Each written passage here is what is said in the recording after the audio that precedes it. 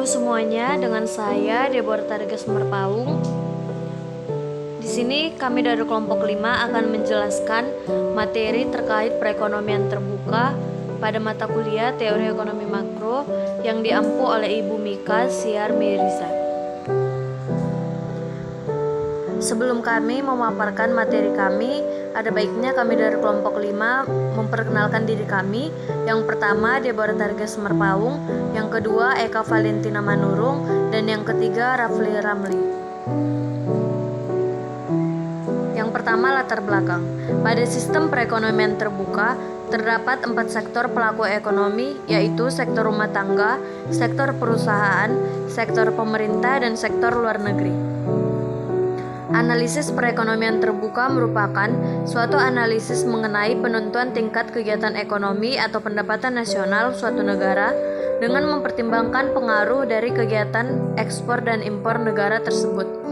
Dengan demikian, dalam analisis ini muncul dua aliran baru dalam sirkulasi aliran pendapatan, yakni aliran pendapatan yang diterima dari mengekspor dan aliran pengeluaran untuk membeli barang yang diimpor dari negara lain.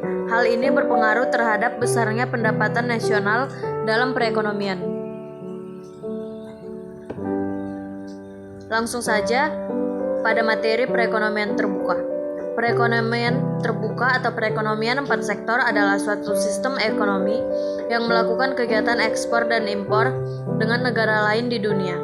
Dalam perekonomian terbuka, sektor-sektor ekonominya dibedakan kepada 4 golongan, yaitu rumah tangga, perusahaan, pemerintah, dan luar negeri. Melakukan perdagangan internasional merupakan kegiatan yang lazim dilakukan oleh berbagai negara. Semenjak berabad yang lalu, ketika berbagai perekonomian masih belum begitu berkembang, perdagangan ekspor dan impor telah mereka lakukan. Pada kegiatan ini, kegiatan ekspor dan impor merupakan bagian yang penting dalam kegiatan setiap perekonomian. Walau bagaimanapun, secara relatif, kepentingannya berbeda dari suatu negara ke negara yang lain. Selanjutnya, mekanisme perekonomian terbuka. Disebut dengan kegiatan 4 sektor karena kegiatan ini tidak hanya melibatkan pelaku-pelaku ekonomi di dalam negeri, tetapi juga masyarakat ekonomi di luar negeri. Dalam diagram circular flow, terdapat pasar-pasar yang mempengaruhi kegiatan ekonomi. Pasar-pasar tersebut meliputi pasar barang, pasar tenaga kerja, pasar uang dan lembaga keuangan, serta pasar luar negeri. Dari diagram circular flow terdiri dari 4 komponen, yaitu rumah tangga, perusahaan, pemerintah, dan negara lain. Halo semuanya, saya Rafli Ramli. Saya akan melanjutkan materi dari teman saya, yaitu tentang perekonomian terbuka, yang mana materi yang akan saya sampaikan yaitu sirkulasi aliran pendapatan perekonomian terbuka. Perekonomian terbuka atau perekonomian 4 sektor adalah suatu sistem ekonomi yang melakukan kegiatan ekspor dan impor dengan negara-negara lain di dunia ini. Karena kegiatan ekspor dan impor merupakan bagian yang pentingnya dalam kegiatan setiap perekonomian. Secara fisik, ekspor diartikan sebagai pengiriman dan penjualan barang-barang buatan dalam negeri ke luar negara-negara lain. Secara fisik, impor merupakan pembelian dan pemasukan barang dari luar negeri ke dalam negeri atau ke dalam suatu perekonomian. Pengeluaran konsumsi rumah tangga ke atas barang-barang yang dihasilkan di dalam negeri atau CDN. Yang kedua, investasi perusahaan atau I untuk menambah kapasitas sektor perusahaan menghasilkan barang dan jasa. Yang ketiga, pengeluaran pemerintah ke atas barang dan jasa yang diperoleh dalam negeri atau G. Yang keempat, ekspor, yaitu pembelian negara lain ke atas barang buatan perusahaan-perusahaan dalam negeri atau X. Dan yang kelima, barang impor, yaitu barang yang dibeli dari luar negeri atau M. Materi selanjutnya yaitu perekonomian terbuka ekspor impor. Yang pertama, ekspor atau X. Karena ekspor merupakan salah satu jenis pengeluaran agregat atau agregat expenditure, sehingga dapat mempengaruhi tingkat pendapatan nasional yang akan dicapai oleh suatu negara. Apabila ekspor meningkat, maka pengeluaran agregat akan meningkat pula, dan keadaan ini selanjutnya akan menaikkan pendapatan nasional. Namun sebaliknya, pendapatan nasional atau Y tidak dapat mempengaruhi besar kecilnya ekspor. Apabila pendapatan nasional bertambah besar, ekspor belum tentu meningkat, atau besarnya ekspor dapat meningkat atau mengalami perubahan, meskipun pendapatan nasional tetap besarnya. Yang kedua, impor atau M. Karena tinggi rendahnya daya beli suatu negara dipengaruhi oleh tingkat pendapatan nasional, maka tinggi rendahnya impor negara tersebut juga ditentukan oleh besar kecilnya pendapatan nasionalnya.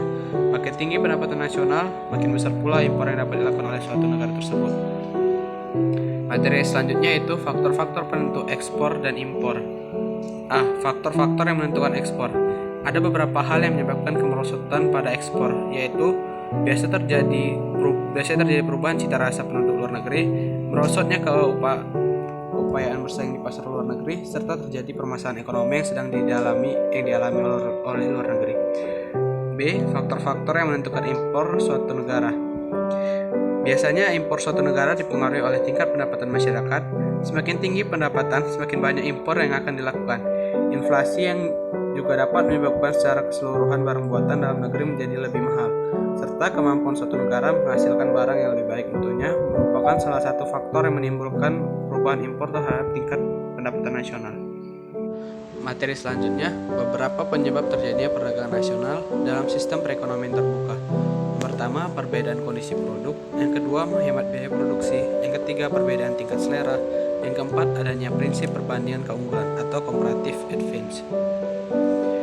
Materi selanjutnya yaitu syarat keseimbangan perekonomian terbuka. Pertama, efek perubahan ekspor dan impor terhadap keseimbangan pendapatan. Yang kedua, suatu contoh angka untuk menunjukkan keseimbangan dalam perekonomian terbuka dan perubahan keseimbangan tersebut. Keseimbangan pendapatan nasional akan dicapai apabila keadaannya di mana satu, penawaran agregat sama dengan pengeluaran agregat. Yang kedua, dalam perekonomian terbuka, barang dan jasa yang diperjualbelikan di dalam negeri terdiri dari dua golongan barang, yaitu pertama, barang yang diproduksi dalam negeri dan meliputi pendapatan nasional atau Y, dan yang kedua, barang yang diimpor dari luar negeri. Perkenalkan, nama saya Eka Valentina Manuru. Di sini saya akan melanjutkan materi kami, yaitu pengertian, manfaat, dan faktor pendorong perdagangan internasional. Yang pertama yaitu pengertian perdagangan internasional. Perdagangan internasional adalah perdagangan yang dilakukan oleh penduduk suatu negara dengan penduduk negara lain atas dasar kesepakatan bersama. Penduduk yang dimaksud dapat berupa antar perorangan atau individu dengan individu, antara individu dengan pemerintah suatu negara, atau pemerintah suatu negara dengan pemerintah negara lain. Yang kedua yaitu manfaat perdagangan internasional. Menurut Sadono Sukirno, manfaat perdagangan internasional adalah sebagai berikut, yaitu memperoleh barang yang tidak dapat diproduksi di negeri sendiri, memperoleh keuntungan dari spesialisasi, memperluas pasar dan menambah keuntungan, transfer teknologi modern. Yang ketiga yaitu faktor pendorong. Untuk memenuhi kebutuhan barang dan jasa dalam negeri, keinginan memperoleh keuntungan dan meningkatkan pendapatan negara, adanya perbedaan kemampuan penguasaan ilmu pengetahuan dan teknologi dalam mengelola sumber daya ekonomi. Materi berikutnya yaitu teori perdagangan internasional. Yang pertama, menurut Ricardian, model Ricardian memfokuskan pada kelebihan komparatif dan mungkin merupakan konsep paling penting dalam teori perdagangan internasional. Dalam sebuah model Ricardian, negara mengkhususkan dalam memproduksi apa yang mereka paling baik produksi.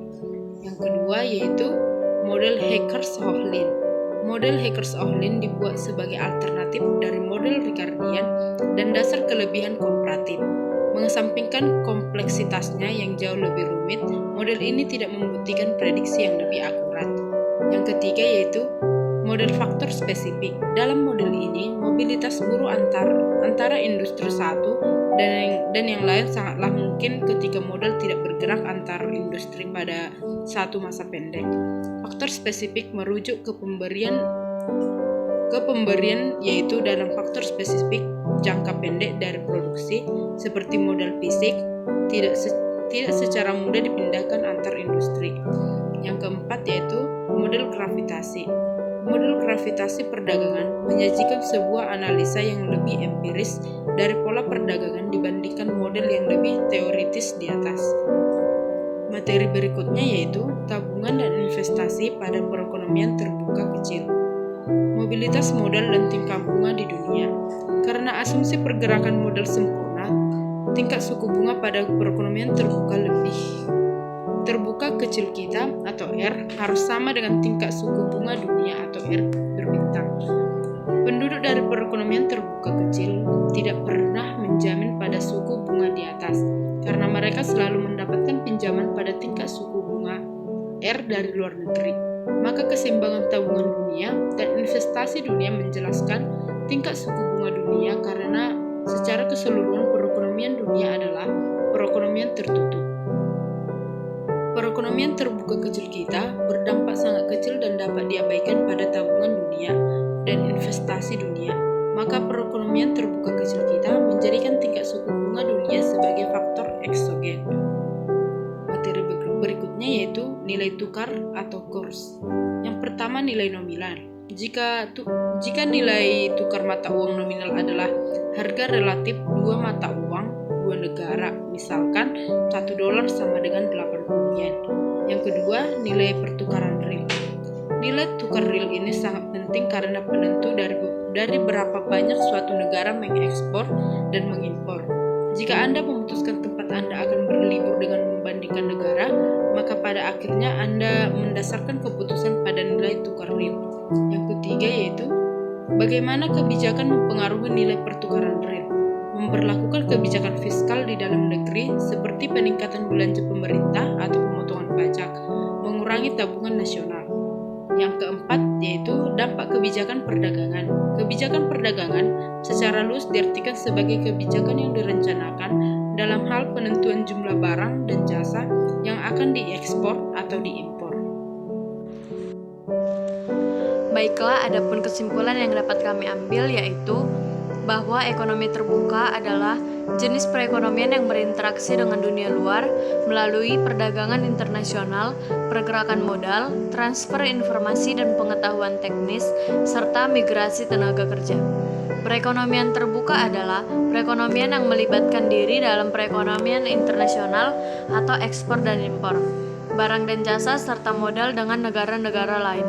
Pada sistem ekonomi yang terbuka, terdapat kemungkinan dari produsen untuk melakukan kegiatan ekspor barang dan produk barang dagangan dengan tujuan pasar-pasar di negara lain atau sebaliknya, melakukan kegiatan ekspor-impor atas bahan mentah dan bahan penolong serta mesin atau barang jadi dari luar negara. Dalam model terbuka ini, jasa perbankan dan lembaga keuangan dapat juga berasal dari luar negeri, dan kita dihadapkan pada sistem perekonomian yang semakin menyatu atau the borderless economy, yang disebut juga dengan the global economy. Demikianlah materi yang dapat kami sampaikan mengenai perekonomian terbuka. Kami dari kelompok 5 mohon maaf jika ada kesalahan kata. Sekian dan terima kasih dan semoga bermanfaat.